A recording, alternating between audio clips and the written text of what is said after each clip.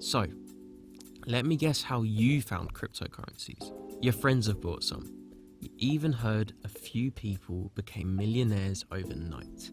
And now they're telling you that you have to get in now because the coin they hold is going to $1,000 soon and they hold 400 of them. Sound familiar? Well, don't worry. Grab yourself a pen, grab a good sized notepad, and why not grab a cup of coffee? Because over the next 5 chapters, starting from this very video and the following lessons, you're going to be receiving a lot of information that you will definitely want to be noting down along the way. Enough to fill the notepad you're holding, in fact.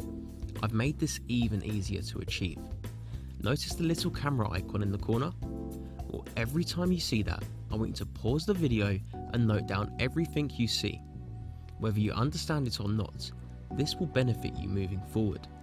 So now you're all set, I think it's time you know exactly what a cryptocurrency is, what its uses are, and why you would want to own some. And to do that, we have to dissect it into its simplest form. So let's take the word cryptocurrency and split that into 2 pieces. We start with crypto, meaning concealed, secret, or hidden. The term is usually placed before a word to refer to something or someone with hidden principles. Then we have currency, usually a form of money, acceptance, or commodity. Merging these 2 words back together, cryptocurrencies are an anonymous form of digital asset class, generally accepted as a form of currency, payment, or means of value, usually secretive in its method of delivery, or at least concealed to some extent.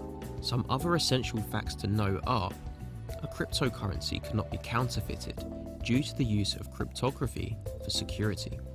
There is a limited quantity of each crypto out there, meaning the entire quantity has already been created through a process called mining, or they will eventually reach the final amount created at a predetermined time in the future, meaning technically every time a new coin is created, the supply decreases and the demand increases as we reach closer to no coins being left to generate. Finally, there is no debt with cryptocurrencies. It is the same as owning physical gold.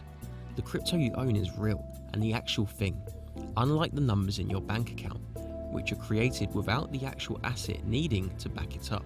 But before that, what many do not know is that cryptocurrencies have been in existence since around 2008, when the present day's market leader was invented. You guessed it, Bitcoin. Bitcoin was the first virtual currency of its kind, formed from the many failed attempts at a centralized digital coin.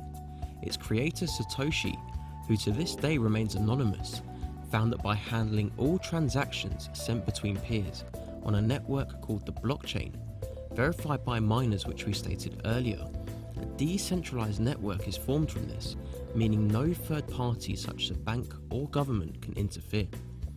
So cryptocurrencies have one real purpose, and that's to remain a method of payment which we as the people control and confirm, without the banks and governments interfering on our daily transactions. Keep this in mind, as it will help with breaking down the blockchain in the next lesson.